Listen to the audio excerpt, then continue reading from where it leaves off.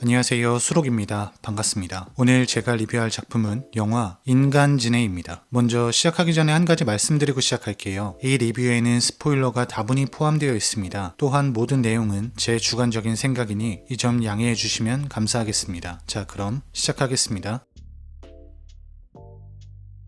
저는 인간지네 이야기를 처음 들었을 때를 잊지를 못해요. 정말 깜짝 놀랐거든요. 제 친구한테 인간지네라는 영화가 있다는 이야기를 듣고 아니 너무 말이 안 되는 거예요 이게.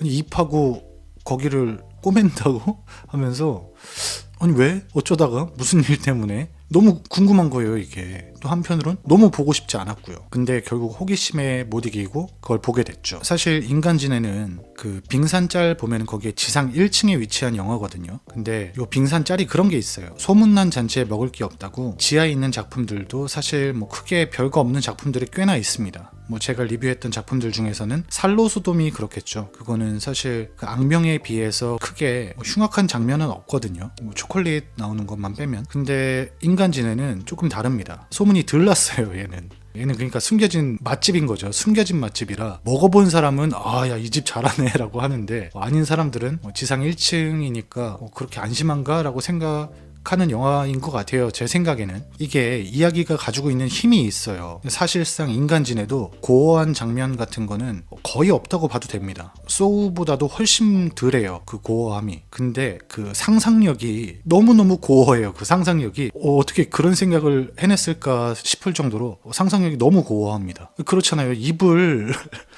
거기다 왜 꼬매요 그걸. 도대체 왜 그러는 거야. 그래서 조금 걱정이 되기도 해요. 왜냐면 제 채널에는 이제 고어나 공포를 좋아하시는 분들도 많이 계시지만 그런 거에 대한 면역이 거의 없는 분들도 많이 계신 것 같더라고요. 제가 지난번에 호스텔 리뷰하고 느낀 건데 거기도 댓글에 보면은 호스텔 리뷰는 조금 힘들었다는 분들이 좀 계시거든요. 그러니까 사실 호스텔도 그 내용이 가지고 있는 힘이 있어요. 근데 그 힘이 인간지네에 비하면 훨씬 덜 하거든요. 인간지네는 좀 더 심합니다. 그래서 혹시나 그분들이 이걸 보고 악몽을 꾸면 어쩌나 하는 걱정이 들긴 하는데 그래도 뭐 어쩔 수 없죠. 일단 스토리부터 한번 말씀드려보고 나머지 이야기는 후기에서 이어가 보도록 하겠습니다. 자, 그럼 스토리 시작하겠습니다. 영화가 시작하면 어떤 한 남자가 아주 침울한 표정으로 차에 앉아서 사진을 바라보고 있습니다. 그 사진 속에는 어떤 강아지가 있어요. 근데 강아지가 일반적인 그냥 강아지가 아니고 포토샵 한 것처럼 개가 이렇게 세 마리가 일렬로 이렇게 쭈루룩 붙어 있습니다. 그 사진을 바라보면서 이 남자가 약간 우는 것 같기도 하고 그리워하는 사람처럼 그 사진 속 강아지들을 손가락으로 이렇게 쓰다듬습니다. 근데 그때 이 남자의 차 뒤로 어떤 한 트럭이 정차를 하게 돼요. 그리고 트럭에서 한 남자가 내리는데 화장실이 정말 급해 보입니다. 손에 휴지를 들고 펭귄처럼 뒤뚱뒤뚱하면서 이제 숲속으로 불이 나게 가고 있습니다. 아마 노상 방변을 하려는 것 같아요. 그걸 보고 이 차에 앉아있던 남자가 갑자기 표정이 변하더니 총을 한 자루 들고 차에서 내려서 그 남자를 쫓아갑니다. 그리고 숲속에서 바지를 내리고 허겁지겁 용변을 보는 그 남자를 총으로 저격을 해요. 팡!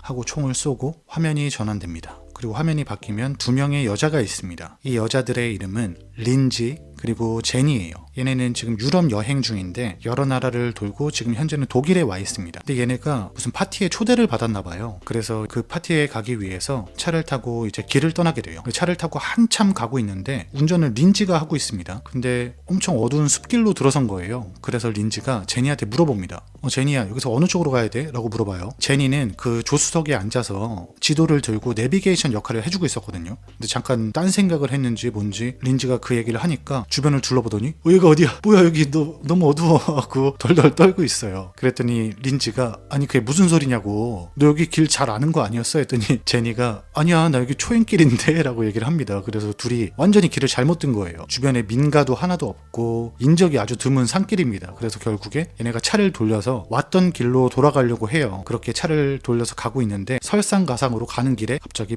퐁 소리가 나면서 타이어가 터집니다. 근데 이 제니가 타이어가 터지자마자 진짜로 그 린지를 죽일 듯이 노려봅니다. 그러니까 여태까지는 자기 잘못이었잖아요. 길을 잃어버린 건 내비게이션 역할이었던 자기 탓이에요. 근데 이제부터는 자기 탓이 아니게 된 거죠. 왜냐면 타이어가 펑크난 건 내 책임이 아니니까. 그걸 딱 물었는지 제니가 린지를 몰아붙이기 시작합니다. 아니 이게 무슨 일이야? 타이어가 터지다니? 너 어떻게 된 거야? 이러고 막 따져요. 하여튼 린지가 일단 진정하고 내려서 확인해보자고 하고 둘이 차를 세우고 내립니다. 근데 뭐 확인하고 말고도 없이 그냥 타이어가 터져 있습니다. 그래서 얘네가 어떡하지 하고 발을 동동 구르다가 일단 보험회사에 전화를 하려고 해요. 근데 여기가 하필이면 또 통화권 이탈 지역인 겁니다. 그래서 전화도 안 돼. 주변에 아무것도 없어. 게다가 지금 비가 억수같이 쏟아지고 있습니다. 비가 오고 막 천둥 꽝꽝 치고 하니까 애들이 무서워서 엄마야 이러고 차 안으로 들어가서 어떡하냐고 하면서 덜덜 떨고 있습니다. 근데 그때 마침 저 뒤에서 헤드라이트 불빛이 보여요. 그러더니 그 차가 얘네 차 옆으로 아주 가까이 접근을 합니다. 얘네도 도움을 요청해야 되니까 창문을 내리고 헬프미 도와주세요. 차가 고장났어요 라고 얘기를 해요. 근데 그 상대편 차에는 어떤 할아버지가 한 명 타 있는데 한 일주일은 안 씻은 것 같아요. 아주 꾀죄죄한 모습을 하고 독일어를 막 합니다. 그러니까 영어는 아예 못하는 것 같고 독일어로 얘네들한테 성희롱을 해요. 너네들 내가 포르노에서 본 것 같은데 어떻게 뭐 너네만 괜찮으면 뭐 한번 재밌게 놀아볼까? 뭐 이런 식으로 그 할아버지가 얘네한테 성희롱을 합니다. 근데 얘네는 독일어를 모르거든요. 그래서 알아듣지 못하고 그 아저씨가 계속 어떤 특정 단어를 얘기해요. 그랬더니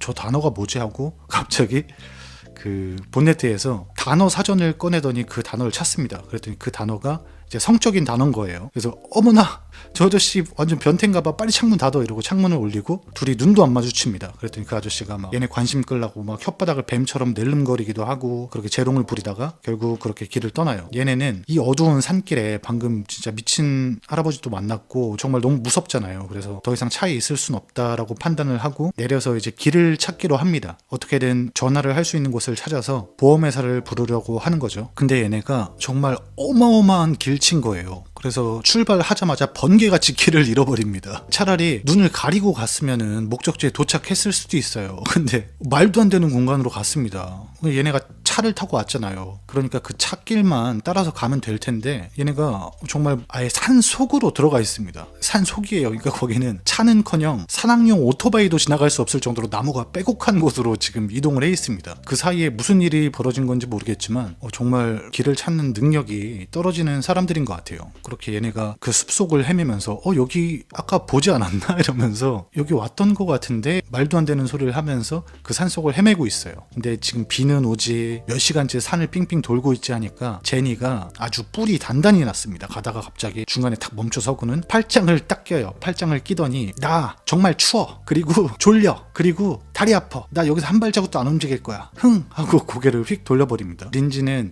평소 같았으면 받아줄 수도 있었겠지만 얘도 지금 짜증이 많이 난 상태 같아요. 그래서 못 참겠는지 너 맘대로 하라고. 너 여기 있어 그럼 하고 자기 혼자 길을 가려고 몇 발자국 걸음을 옮겼는데 저 멀리서 무슨 불빛이 보입니다. 자세히 봤더니 집이 한 채 있는 거예요. 그걸 보고 제니한테 야 제니야 저기 지금 집이 있는 것 같다고 저기 가서 도움을 요청하자 이러고 제니를 다독여서 그 집을 향해 걸음을 옮겨요. 근데 그 와중에도 제니가 계속 툴툴대요. 빌어먹을 내가 다리 더럽게 아프고 나 지금 짧은 치마 입었는데 내가 얼마나 추운지 넌 모를 거라면서 막 투덜투덜대고 그러면서 린지를 쫓아가는데 린지는 그걸 무시하고 그 집에 문을 두들기면서 주인을 불러요. 도와주세요 했더니 문이 덜컥 열립니다. 근데 거기서 나온 남자는 아까 초반에 그 노상방변하는 사람 총으로 쐈던 그 아저씨 있잖아요. 그 아저씨가 그 집에서 나옵니다. 근데 이 아저씨 외모가 굉장히 지네같이 생겼어요. 지네같이 생긴 아저씨가 나오더니 여기 당신들 두 명이서 놀러 온 거냐고 물어봅니다. 그랬더니 얘네가 맞다고 우리 어디 가는 길이었는데 지금 차가 고장나서 그러는데 전화 한 통만 써도 될까요? 하고 얘기를 해요. 그랬더니 이 남자가 굉장히 꺼림직한 표정으로 일단 그 두 사람을 들여보내줍니다. 그리고 두 사람이 그 안으로 들어가고 나니까 문을 안에서 잠궈버려요. 그리고 그 여자들을 따라서 거실로 가게 됩니다. 그렇게 세 사람이 거실로 이동해서 여러 가지 이야기를 나누게 됩니다. 이 남자는 너네 가족이야? 되게 닮았네? 뭐 이런 걸 물어보고 걔네는 우린 그냥 친구다. 친구끼리 여행을 왔는데 아까 말했듯이 타이어가 터졌다. 그래서 보험회사를 불러야 되는데 전화 좀 빌려주셨으면 좋겠다 라고 이야기를 합니다. 그랬더니 그 남자가 알겠다고 내가 차 수리하는 사람 불러주겠다고 얘기하고 물 좀 드릴게요 이러고 부엌으로 갑니다. 가더니 그 남자가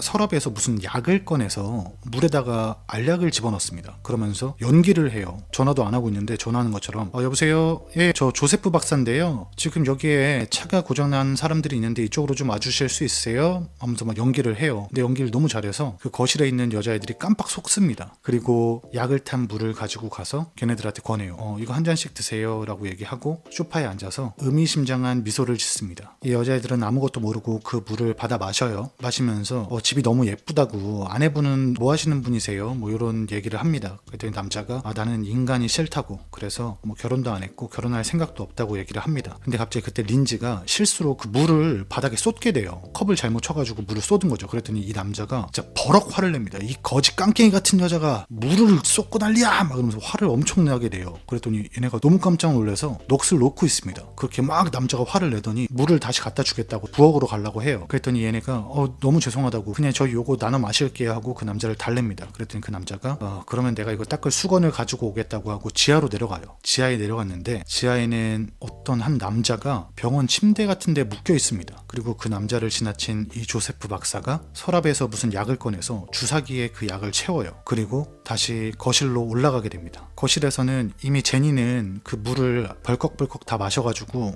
벌써 몸에 이상이 왔습니다. 나 너무 피곤해, 졸려, 다리 아파 막 이러고 있고, 린지는 저 남자 이상하다고 나한테 화내는 거 봤어? 우리 빨리 나가자, 그냥 저 아저씨 오면은 택시 불러달라고 해서 택시 타고 일단 가자라고 얘기를 하고 있습니다. 근데 그때 마침 그 남자가 등장을 해요. 그래서 린지가 저 아저씨 죄송한데 저희 그냥 택시 타고 갈게요, 택시만 불러주시면 안 돼요 했더니 그 조세프 박사가 내가 왜? 싫은데? 안 불러줄 거야 라고 얘기를 합니다. 린지가 그 무슨 소리세요 했는데 제니가 약 기운이 제대로 돌았는지 정신을 서서히 잃어가고 있습니다. 그 모습을 보고 린지가 야, 너 왜 그래? 괜찮아? 하고 흔드는데 그 박사가 그런 얘기를 해요.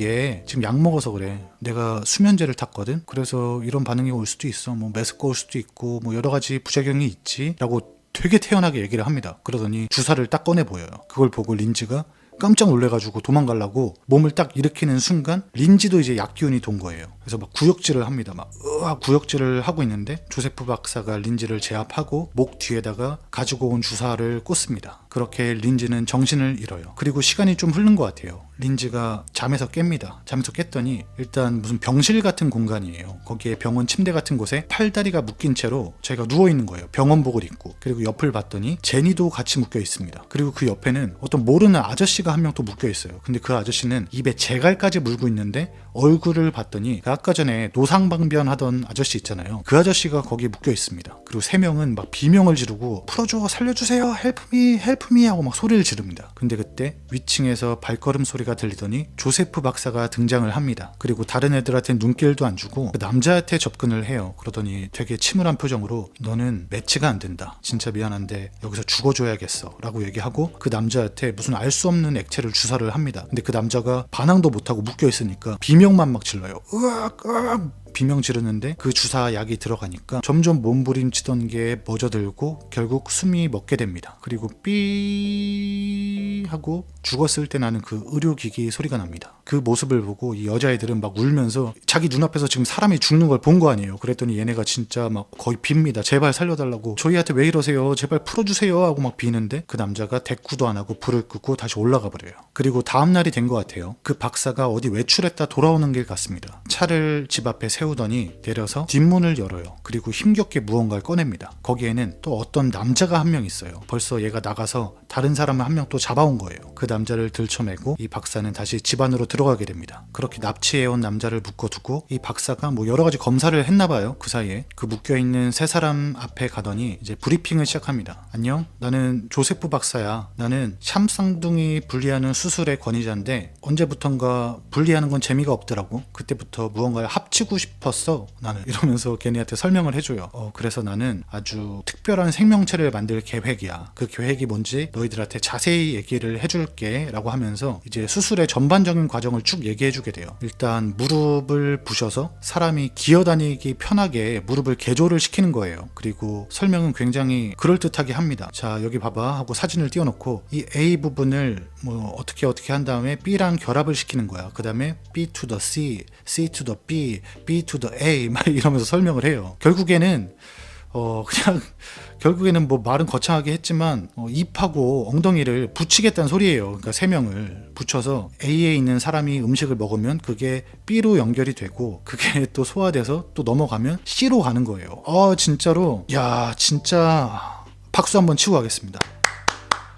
와 진짜 어떻게 이런 생각을 했을까요? 진짜 장난 아닙니다. 이 아이디어 자체가 너무 고어해요. 이 장면보다 이 아이디어가 너무 고어합니다. 그렇게 아주 흉악한 자신의 계획을 얘네들한테 얘기를 해주는데 애들이 반응이 장난이 아닙니다. 특히 이 린지는 연기도 너무 잘했어요. 여기서 정말 사람이 놀라면 소리도 못 지르잖아요. 그냥 진짜 얼어붙어서 이 상황이 어떤 상황인지 파악하려고만 노력을 하잖아요. 그 연기를 굉장히 잘했습니다. 이 린지 배우가. 나머지 배우들은 막 살려달라고 하는데 이 린지는 정말 얼어서 아무것도 못해요. 그냥 눈물만 줄줄 흘리고 있습니다. 그렇게 브리핑을 끝내고 이제 이 조세프 박사가 수술을 준비하기 시작해요. 무슨 약 같은 거를 한 명 한 명한테 주사를 하기 시작하는데 아마 마취제인 것 같아요. 그 잡혀왔던 일본인 남자가 막 빠가로 이거 놓으라고 막 화를 내다가 그렇게 스르륵 잠들고 이제 제니한테 접근을 해서 또 주사를 합니다. 그때 린지는 어떻게든 여길 빠져나가야겠다는 생각에 막 이빨로 묶여있는 끈을 풀러가지고 결국 끈들을 다 풀게 돼요. 그리고 침대에서 뛰어내려서 그곳을 도망갑니다. 근데 그 박사는 조급하게 쫓아오는 게 아니고 그냥 화만 내고 있습니다. 어딜 도망가! 당장 이리 오지 못해! 하고 천천히 린지를 쫓아와요. 일단 린지는 위로 올라가서 문 쪽으로 향합니다. 근데 문은 이미 잠겨 있어요. 그러니까 어느 정도 방비가 되어 있으니까 그 박사도 그렇게 태연하게 굴었겠죠. 그렇게 도망갈 곳을 찾고 있던 린지가 한 방으로 들어가게 되고 문을 잠급니다. 그리고 침대 옆에 숨어서 덜덜 떨고 있어요. 그때 박사가 이제 그쪽으로 와서 문을 두드리기 시작합니다. 린지 문 열어.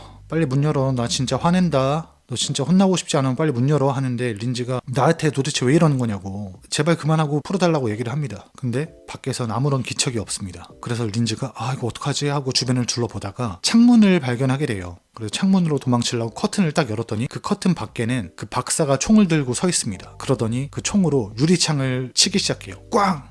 꽝 해서 유리창이 깨려는 것 같아요. 유리창에 금이 가기 시작하고 린지는 서둘러서 문을 열고 일단 다른 방으로 또 도망을 가요. 근데 그 방은 수영장이 있는 방이에요. 그래서 린지가 도망가다가 그 수영장을 못 보고 물에 빠지게 됩니다. 물에 빠져서 허우적거리고 있는데 그 박사가 천천히 그 수영장으로 들어와요. 그러더니 이런 이야기를 합니다.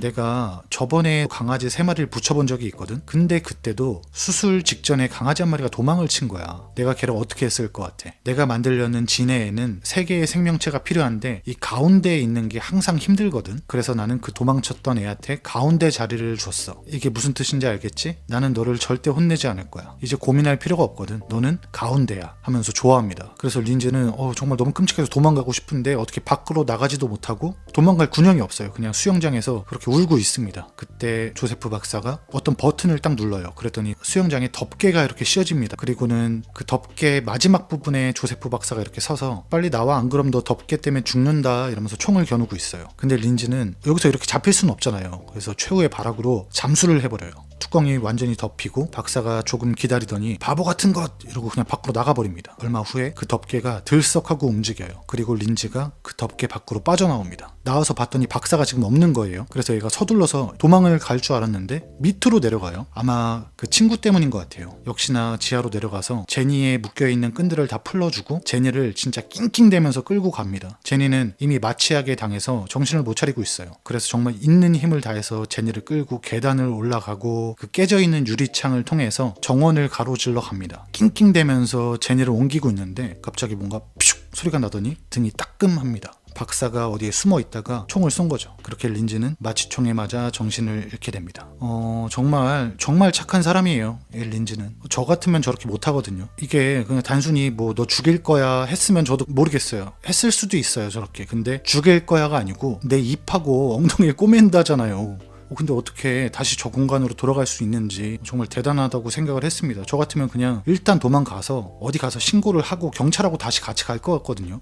근데 친구를 구하려다가 결국 린지는 다시 그렇게 잡혀가게 됩니다. 이제 가운데 부분은 린지로 확정이 된 거죠. 그렇게 린지랑 제니를 다시 잡아온 이 박사는 대망의 수술을 시작합니다. 사실 이 수술 장면 자체는 그렇게까지 고어하진 않아요. 뭐 그렇게 자세히 나오지도 않고 수술 과정이 뭐 전반적으로 이렇게 쫙 나오는 게 아닙니다. 근데도 이게 정말 미간이 찌푸려지는 게 절개하거나 이런 게 자세히 나오진 않거든요. 근데 그 수술 같은 거 할 때 보면 점선 같은 거 몸에 그리잖아요. 그 점선 위치가 너무 불쾌해요. 그게 이렇게 입이랑 엉덩이 이렇게 점선을 해놓고 뭔가 일전에 설명했던 대로 그런 수술을 진행을 이제 하게 됩니다. 그렇게 수술을 끝내고 나서 이제부터 이 사이코 박사의 정말 아주 흉악한 만행들이 시작됩니다. 일단 집을 수리를 싹 했어요. 사람들을 불러가지고. 그리고 나서 이제 그 수술한 애들이 회복이 어느 정도 된 거예요. 그래서 걔네를 깨워서 이렇게 일으켜 세웁니다. 그리고 걔네들한테 거울을 보여줘요. 한 명 한 명 봐라 너네 이렇게 됐다 이러면서 거울을 보여줘요. 그랬더니 애들이 자기 모습이 거울에 비치잖아요. 그걸 보고 정말 좌절해서 엉엉 웁니다. 뒤에 있는 두 명은 입이 지금 붙어서 말도 못하잖아요. 그러니까 맨 앞에 있는 게 일본인 남자인데 걔가 제발 원래대로 돌려달라고 제발 다시 요거 좀 떼주세요 하면서 막 빌어요. 근데 그 박사는 아랑곳하지 않고 사진을 막 찍어요. 얘네 그 붙어있는 접합 부위라든지 얘네 모습을 사진을 찍으면서 자기도 막 울어요. 너무 감동해가지고 엉엉 울면서 그렇게 환희해졌습니다. 그리고 나서 이 미친 사람이 얘네를 이제 훈련시키기 시작해요. 정말 뭐 강아지를 다루듯이 뭐 신문을 물어오게 시키기도 하고 음식을 줄 때도 강아지가 먹는 것처럼 그런 식으로 음식을 줍니다. 그러니까 정말 자기의 애완동물처럼 애들을 생각하는 것 같아요. 근데 얘네가 그렇게 호락호락하게 말을 따르지 않아요. 이 일본인 남자도 성깔이 좀 있거든요. 매를 맞을지언정 계속 반항을 합니다. 근데 얘가 반항을 하면 뭐 당연히 이해는 하죠. 근데 그 뒤에 있는 애들은 마음이 다를 수도 있잖아요. 근데 이게 붙어 있다 보니까 걔가 하는 행동을 따라 할 수밖에 없는 거예요. 왜냐면 이렇게 붙어 있으니까 지금 몸끼리 걔가 움직이는데 자긴 가만히 있으면은 엄청 아플 거 아니에요. 그게 이렇게 붙어 있는 상태니까. 그래서 막 그 앞에 있는 일본인 남자 이렇게 확확 움직이면 그 뒤에 린지가 붙어 있잖아. 2번이니까 걔가 막 남자의 엉덩이를 막 칩니다. 아우 천천히 좀 움직여 이러고 살이 딸려가니까 아픈 것 같아요. 어쨌든 그렇게 이 세 사람이 박사한테 괴롭힘을 당하는데 정말 끔찍한 일이 생깁니다. 그 박사가 가장 기대하던 순간이에요. 이 일본인 남자애가 배가 아픈 거예요. 그래서 막 참는데 일단 뭐 근육이 없잖아요. 다 잘라냈으니까. 그러니까 막아줄 수 있는 근육이 없는 거죠. 그래서 이제 그렇게 됩니다. 이어져요. 그게 제가 자세히 얘기는 안 할게요. 이거 너무 끔찍하니까. 그 모습을 보고 박사가 엄청 좋아합니다. 아이처럼 좋아하면서 그렇지 으쌰 막 이러면서 옆에서 화이팅도 해주고 그 장면을 즐겁게 바라봅니다. 그렇게 이 세 명의 피해자는 낮에는 일어나서 박사가 신문 주서와 걸어봐 막 이런 거 시키면은 그거에 반항하다 매맞고 밤에는 우리에 갇혀서 밤새도록 울어요. 밤새도록 울면서 이 뒤에 있는 린지랑 제니는 손을 꼭 붙잡고 서로를 의지하면서 그렇게 하루하루 버텨나가고 있습니다. 그러던 어느 날이 됐어요. 이제 박사가 와서 얘네 검진을 하기 시작합니다. 청진기로 얘네 배 상태도 한번 확인해보고 수술 부위도 한번 확인해보고 이렇게 확인을 하는데 그 두 번째 린지의 배에 이렇게 청진기를 대더니 너 변비구나 설사약 좀 줘야겠는데? 라고 얘기하니까 린지가 막 울어요. 하지 말라고 하는 것 같아요. 그리고 마지막에 있는 제니의 상태를 확인해보더니 갑자기 표정이 안 좋아집니다. 그리고는 요 수술이 잘 안 맞았구나. 안타깝지만 너는 이제 얼마 못 가겠는데 다시 떼어줘야겠다 너는, 이런 이야기를 해요. 인정이라고 눈꼽만큼도 없는지 얘네를 정말 생명체로도 안 보는 것 같습니다. 근데 갑자기 그 순간에 인터폰이 울립니다. 삐로삐로삐로. 그래서 이 박사가 그 연구실에 붙어있는 전화기로 인터폰을 받게 되는데 그 순간 그 일본인 남자가 소리를 칩니다. 도와달라고. 살려주세요 하고 막 소리를 질러요. 그랬더니 의사가 수화기를 맞고 걔를 노려봅니다. 떠들면 죽여버리겠다 뭐 이런 뜻이겠죠. 그리고 다시 인터폰을 받아요. 받았더니 경찰입니다. 경찰이 저희 박사님 여쭤볼 게 있어서 그러는데 문 좀 열어주시겠어요? 라고 얘기를 하는 거예요. 그래서 일단 박사가 알겠다고 얘기를 하고 인터폰을 내려놓습니다. 그리고 정말 사색이 된 얼굴로 위층으로 올라가요. 근데 올라가면서도 얘네한테 특별히 무언가 주의를 주지 않은 걸 보면 방음 처리가 완벽한 것 같아요. 그렇게 위층으로 올라가서 이제 문을 열어주게 됩니다. 문을 열었더니 거기에는 2명의 형사가 와 있습니다. 그리고 저희 실종 사건을 조사하러 왔는데 안에 좀 들어가도 될까요? 라고 얘기를 합니다. 그래서 박사가 흔쾌히 들여보내주고 이제 그 두 형사는 취조를 시작해요. 당신 집 앞에서 미국인 여자가 비명을 지르는 걸 봤다는 사람이 있는데 혹시 알고 계세요? 그랬더니 박사가 자기는 모르는 일이라고 그렇게 발뺌을 합니다. 그러면서 당신이 차에서 뭔가 끌어내리는 것도 누가 봤다고 하는데 그것도 모르세요? 했더니 박사가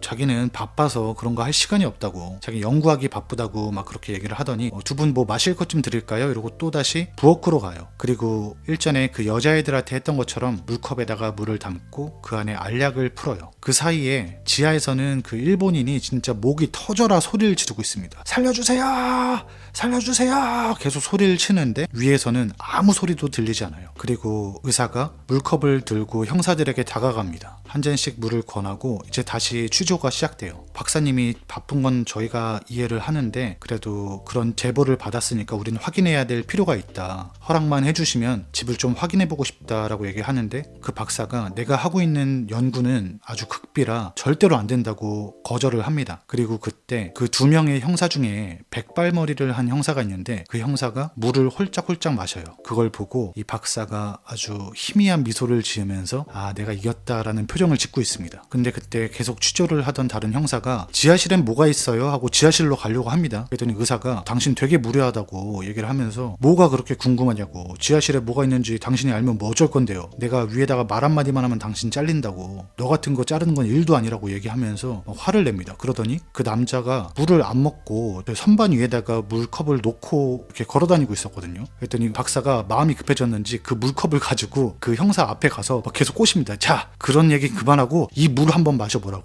한 입만 먹어봐요. 한 입만. 자 홀짝 한 입만 꿀꺽 아 맛있다 아 해보세요 아 하면서 막 물을 어떻게든 먹이려고 막 자 잠깐만 입 조금만 벌려봐요 조금만 자 맛만 봐 맛만 봐 막 이러면서 어떻게든 물을 먹이려고 해요. 근데 그 모습이 너무 이상하잖아요. 그랬더니 이 형사가 이 새끼 뭐야 이러면서 그 박사의 손을 빡 쳐가지고 그 물컵을 깨버립니다. 그랬더니 박사가 아주 길길이 날뛰어요. 너는 목도 안 마르냐고 어떻게 사람이 물도 안 마실 수가 있어 너 같은 새끼 처음이야 이러면서 화를 막 길길이 내다가 아차 싶은 거죠. 아 내가 지금 너무 이상한가 하더니 형사들을 달래주고 요거 닦을 것 좀 가지고 올게요 하고 지하실로 내려갑니다. 내려가서 린지한테 그랬던 것처럼 주사를 놓으려고 주사기에 약을 채워서 수건으로 이렇게 숨겨가지고 올라가요. 근데 그 사이에 이 2층에 있던 형사가 뭔가 너무 이상하잖아요. 그래서 주변을 좀 살펴본 거예요. 그러다가 그 철창 우리를 발견한 겁니다. 이 피해자들이 밤에 갇혀서 잠을 자는 그 철창을 발견하고 아 여기 확실히 뭐가 있구나라고 생각을 하고 있어요. 그때 마침 박사가 올라옵니다. 올라와서 바닥을 닦으려고 하는데 형사가 저 철창은 뭐냐고 물어봐요. 그랬더니 아 저거요? 저건 뭐 그냥 뭐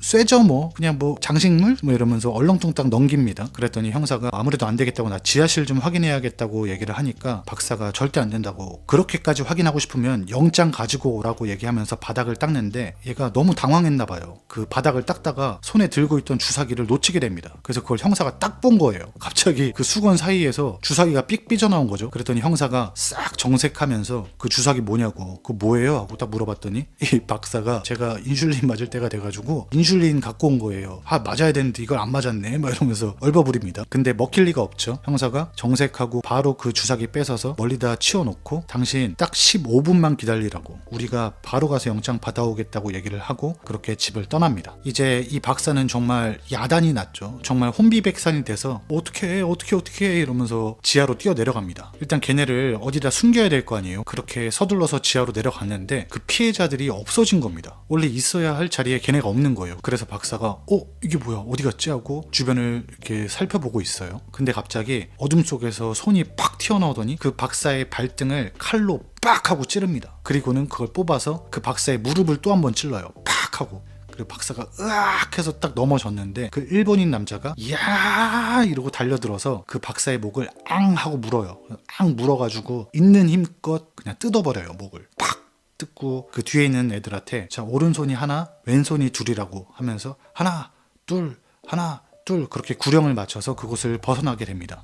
여기서 박사가 아직 안 죽었거든요. 박사는 지금 기절을 해 있는 상태인데 여기서 이렇게 도망갈 게 아니고 뭔가 확실하게 끝을 맺고 갔어야 했는데 마음이 너무 급했던 건지 아니면 마음이 여렸던 건지 그렇게 도망가는 것에만 열중해 있습니다. 아니나 다를까 그 박사는 뭐 얼마 안 가서 바로 정신을 차려요. 깨어나서 자기 무릎에 꽂혀있던 메스를 뽑아 들고 엉금엉금 기어서 걔네를 쫓아갑니다. 그 피해자들은 구령에 맞춰서 하나 둘 하면서 조금씩 앞으로 전진해 나가고 있었어요. 계단도 힘들게 올라가고 이미 애들이 다 피범벅이에요. 접합 부위가 올라가는데 힘을 못 받으니까 약간 찢어져 가고 있나 봐요. 막 피를 흘리면서 그렇게 계단도 힘겹게 올라가고 이 두 번째 있던 린지가 저번에 자기가 도망칠 때 유리창이 깨져 있었잖아요. 그게 생각이 난 거예요. 그래서 일본인한테 저 방으로 가면 된다고 사인을 줘서 이제 그 방으로 이동을 하게 됩니다. 근데 갔는데 박사가 집을 다 고쳐놨잖아요. 그래서 커튼을 열었더니 이미 창문은 원상복구가 구조가 돼 있어요. 그래서 얘네가 어떻게든 거기를 도망치려고 옆에 있던 전등을 하나 집어들고 그 모서리로 유리창을 꽝꽝 쳐서 유리창을 깨려고 합니다. 그렇게 한참 유리창을 가격하고 있는데 뒤에서 인기척이 들려요.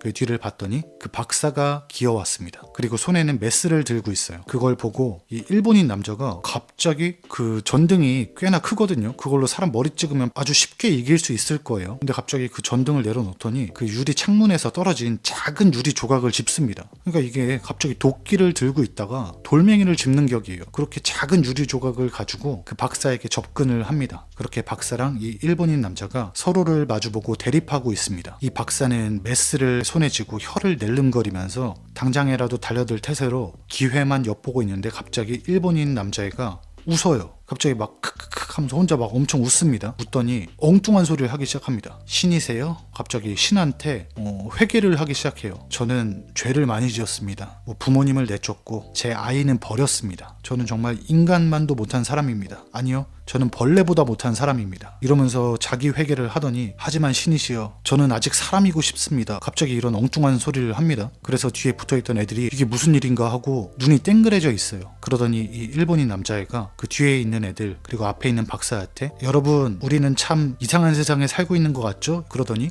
갑자기 자기 목을 그 손에 들고 있던 유리 조각으로 그어서 그렇게 스스로 생을 마감합니다. 아니, 이게 뒤에 있는 애들은 무슨 죄예요? 앞에서 지금 머리가 죽어버린 거잖아요. 하다못해 죽을 거면 뭔가 그 박사를 제압이라도 하고 그렇게 해야 되는데 그냥 갑자기 그런 선택을 해버립니다. 그래서 뒤에 있던 이 린지가 엉덩이 막 때리면서 일어나라고, 정신 차리라고 막 찰싹찰싹 엉덩이를 때립니다. 이 박사는 한시름 났다는 표정으로 하고 안도를 하고 있는데 그때 밖에서 문소리가 들려요. 쾅쾅쾅쾅. 박사님, 저희 왔습니다. 아까 걔네가 다시 온 거예요. 그 소리를 듣고 이 박사가 몸을 다시 낑낑대면서 수영장 쪽으로 몸을 숨깁니다. 그리고 이 형사들은 안에서 대답이 없으니까 그 문을 부시고 들어와요. 그리고 각자 흩어져서 이 박사를 찾기 시작합니다. 근데 그때 아까 그 백발이 물을 좀 마셨잖아요. 그 약 기운이 지금 돈 거예요. 걷는데 애가 막 어지러워합니다. 구역질도 하고 어지러워하면서 힘겹게 걸음을 옮기다가 그 박사가 숨어있는 수영장 쪽으로 들어가게 돼요. 그리고 그때 다른 형사 한 명은 지하실에서 그 수술 장비들, 사람들 갇혀있던 흔적들을 발견하고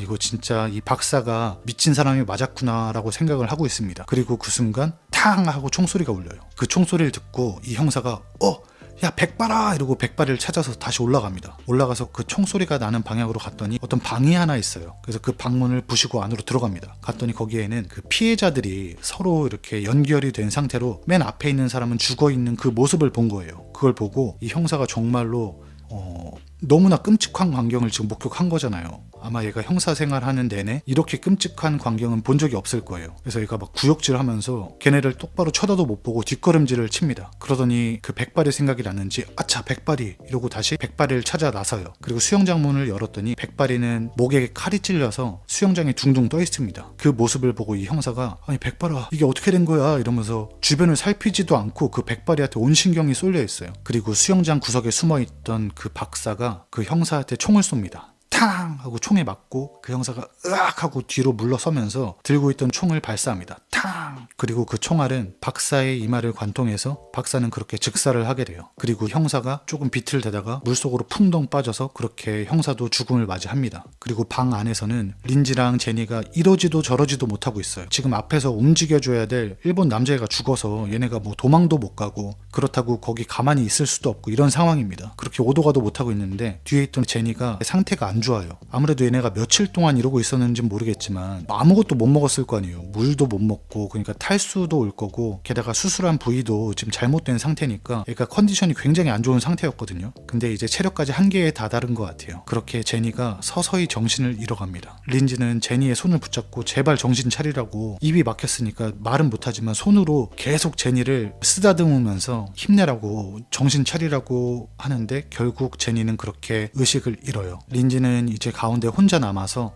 앞에 있는 일본인은 죽고 제니는 의식을 잃었어요. 정말 오도 가도 못하고 이걸 떼어내지도 못한 채 그렇게 가운데에서 정말 슬프게 웁니다. 그리고 그렇게 흐느껴 오는 린지의 울음소리가 집안에 울려 퍼지면서 영화 인간지네가 끝나게 됩니다.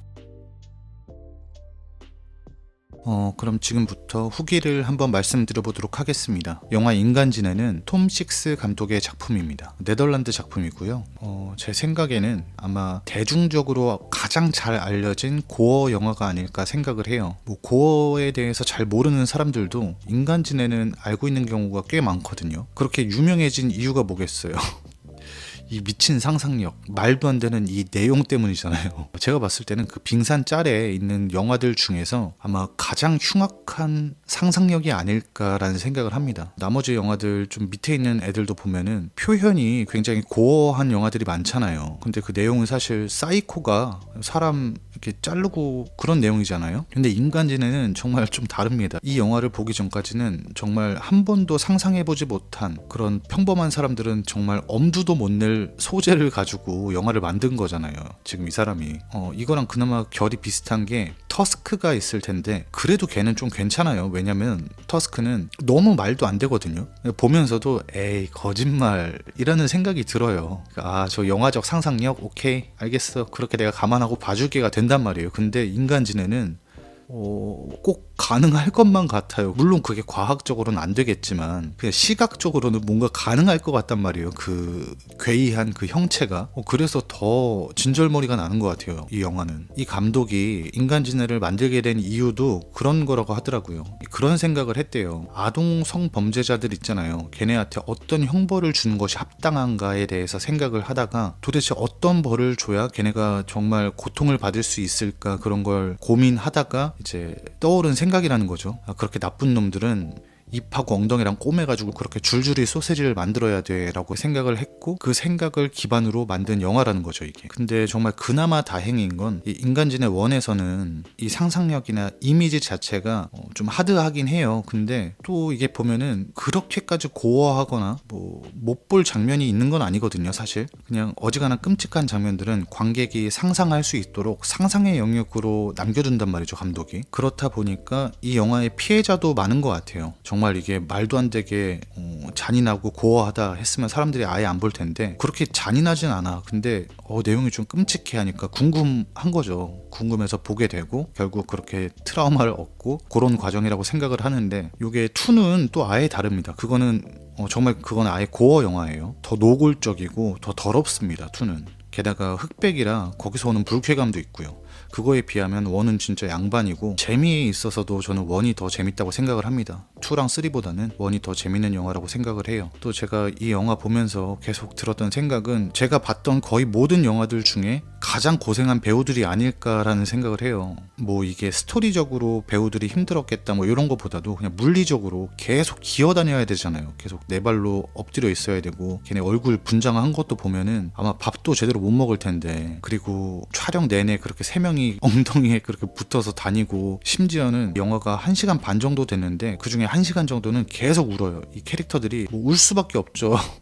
내 앞에 남의 엉덩이가 이렇게 꼬매져 있는데 계속 그냥 눈물만 흘립니다. 그러니까 이게 어쩌다 한 번 우는 장면이 있는 거면 몰라도 이 배우들은 지금 슛 들어갈 때마다 계속 울어야 되는 거 아니에요. 보면서 와, 진짜 배우들 진짜 힘들었겠다라고 생각을 했습니다. 근데 그 와중에 여기 1에 나온 제니 있잖아요. 제니는 2에도 출연을 합니다. 2에도 이제 제니가 나오게 돼요. 대신 뭐 조건을 조금 걸었겠죠. 뭐 나 이런 건 이제 다시는 안 하겠다, 나 중간에 있는 거 싫다, 뭐 이런 식으로 아마 딜을 해서 들어간 것 같아요. 그래도 후속편에 다시 출연한다는 걸 보면은 육체적으로 신체적으로 힘들었을지언정 아마 감독이 촬영 분위기는 굉장히 좋게 했을 것 같다는 생각이 듭니다. 그러지 않고서야 뭐 또 출연하지 않겠죠. 그리고 2에 나온 배우가 3에 나오기도 하고, 이 1에 나왔던 박사가 3에도 다시 출연을 하고, 그러니까 배우들이 계속 이렇게 나오는 거 보면은 그래도 감독이 촬영장 분위기를 잘 컨트롤하고 배우들한테 친절했을 걸로 예상이 됩니다. 그리고 제 생각에는 이 빙산 짤이 조금 잘못된 것 같아요. 일단 인간지네는 지상 1층에 있을 영화는 아니라고 생각합니다. 얘는